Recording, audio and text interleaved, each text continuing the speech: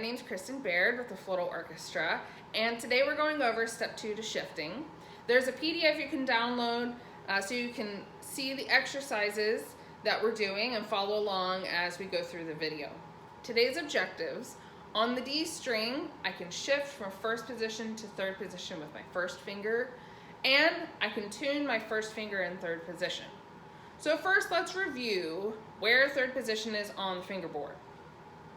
We're going to do that by playing the very first example. I'll count us off. 1, 2, ready, go. D, E, F sharp, G, G. Now freeze. I want you to put your first finger on that G. Ready, go. G. Now for violin and viola, you are going to be putting your first finger on G where third finger was. On cello, you're going to go open, 1, 3, 4, and then you're going to put your 1 where your 4 was on G. But on bass, you're going to play open D, E, F sharp with your pinky, open G, but then you're going to slide your first finger up, staying on the D string, up past F sharp, so that now, instead of your fourth, you're going to open 1, F sharp, and then G is going to be right past F sharp. I hope that's clear. Unfortunately, we're in the middle of COVID-19, and I don't have a cello or a bass here, so. All right, shifting or moving from first to third position.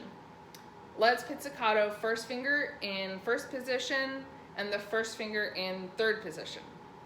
All right, so we're gonna pizzicato this example, but first let's play it note by note just to make sure that we have the correct notes. So let's put our first finger on E. That's for violin, viola, cello, or bass. And let's pizzicato that note.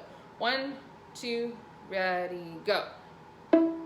Good. Now put your first finger on G. 1, 2, ready, go. Awesome. All right. So now we're going to pizzicato this example. I will demonstrate first, and then we're going to repeat it 5 times together to make sure we really got it solid. So my turn first. 1, 2, my turn now. E, G, rest, rest. All right, let's do it 5 times. I'll do it with you to help lessen the pain. Well, it shouldn't be painful. It's fun. Okay. 1, let's pizzicato the example together. First time, E, G on the first finger. 1, 2, ready, go. E, G, rest, rest. Good. Let's do that again. 1, 2, ready, go. E, G, rest, rest. All right. Now remember, we're on number 3. For cello and bass, you want to make sure that you keep a nice round shape. So as if you were going to go pick up a drink or something, you wouldn't pick up a drink like this. So you don't want you want to keep a nice round shape. You're in first position and also in third position. So nothing funky like this going on. And our hand moves as one unit. So that's for all instruments, violin, viola, cello, or bass. We want our whole hand to move as a unit. For violin and viola, you want your whole hand, I'll get a little closer. You want your whole hand to move as a unit. My thumb comes with me, as you can see. So none of the scoochy stuff or, something like that. You don't want it to look like a caterpillar. It says one unit, my hand comes together. And also it's a nice relaxed and smooth motion. So I'm not squeezing or like that. I'm not making it really fast. Nice and slow and relaxed like that, so that we can build good habits into our muscle memory. All right, so I believe we're on number 3. Let's do it again.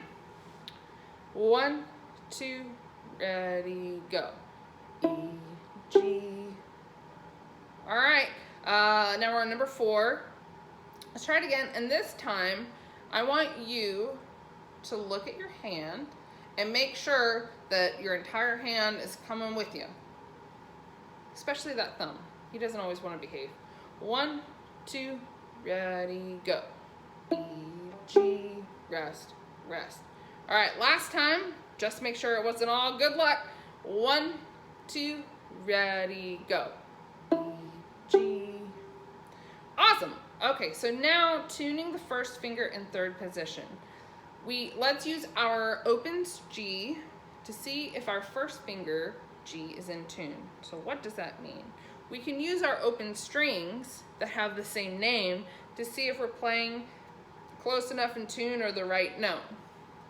So if my first finger in third position, G, I also have an open G just below it, or for bass, it's going to be the string above. So you're going to have your first finger on G in third position, but you're going to be pitching the open G above, not below. And we're going to use that open G to really make sure our open strings are pitches that don't move. And ideally, if we've tuned well before we practice, they should be in tune. So let's pizzicato this example together. I'll back up a little here. I'll demonstrate first. So my turn first. 1, 2, my turn now. G, G, G. All right, you ready? Let's try this together. 1, 2, ready, go. G, G, G. Good. That was number 1. Let's try it again. 1, 2, ready, go. G, G, G. Good. All right. Now, before we do it a third time, let's take a minute to self-assess. If it doesn't sound in tune, I want you to make a decision and try it again. So if you think, I think I'm sharp, I need to move my finger, I'm going too far, I want you to try to fix that. Or decide I'm not going far enough and I'm flat and I need to go farther, not shifting farther enough. Or if it sounds like it's really in tune, I want you to ask yourself, when it's in tune, what does that sound like? What does it look like? And what does that feel like? So take a second to think, okay, am I going too far? Am I going not far enough? Or am I hitting it on the money? And let's do it a third time. All right, 1, 2, ready, go. All right, now let's say it got worse than whatever decision you made in the previous step. Clearly, we either went too far or we made the wrong decision. So try to self-assess one more time. We're going to do it for number 4. Let's do this together. 1, 2, ready, go. G, G, G. All right, and last but not least, let's do number 5. 1, 2, ready, go. E, G, G, G. All right, awesome.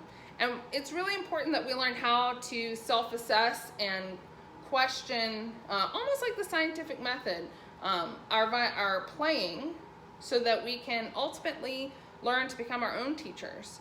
And I can identify, oh, that's out of tune. How do I get it in tune? Instead of waiting for our teachers to fix it for us. So that's a really important thing for us to develop over time. And remember, through all of our shifting again, cellos and basses keep a nice round shape. For basses, I usually teach to keep your middle finger and your thumb across from each other and your whole hand moves as a unit. Our hands, I just said that. Our hands move as one unit, and make sure that it's a nice relaxed motion. So no panic shifts or something like that. I see that a lot where people shift too fast and then they miss it. So, all right, let's do the last one together. You can use either example, we're on the very last section. If you would like to look at the fingerings, of course, go ahead. Or maybe why don't we do this? The very first, we're gonna do it together the first time. Look at the first one so that you have the fingerings, and then maybe by the end, try to look over to the one without the fingerings. So first, let's do this together. Or I'll demonstrate. Let me demonstrate first. This is what it'll sound like. My turn. 1, 2, my turn now.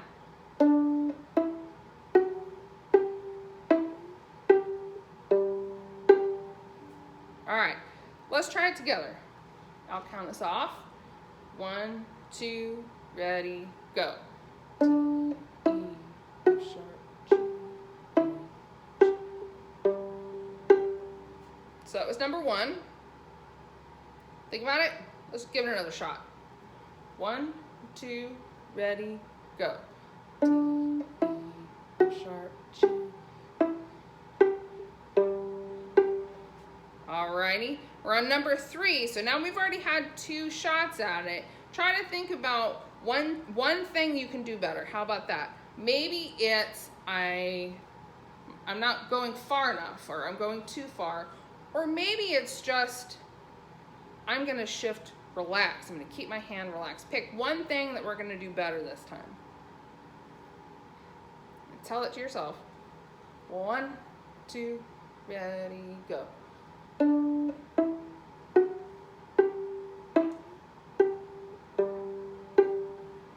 All right, so that was number 3. I hope I'm not keeping missed track of these. That's okay, we'll do it more. All right, let's do number 4. 1, 2, ready, go. T, E, F sharp, G.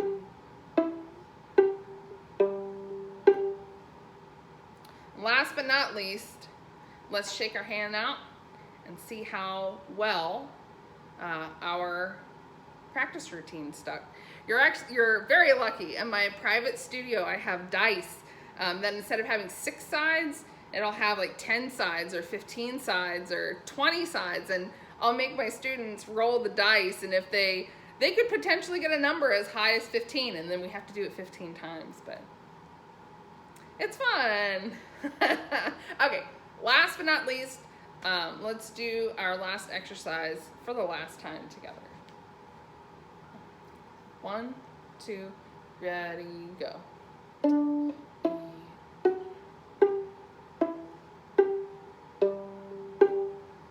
All right, awesome. You're shifting, and stay safe and healthy out there in the middle of COVID-19 right now. So hopefully I'll see you at the next video.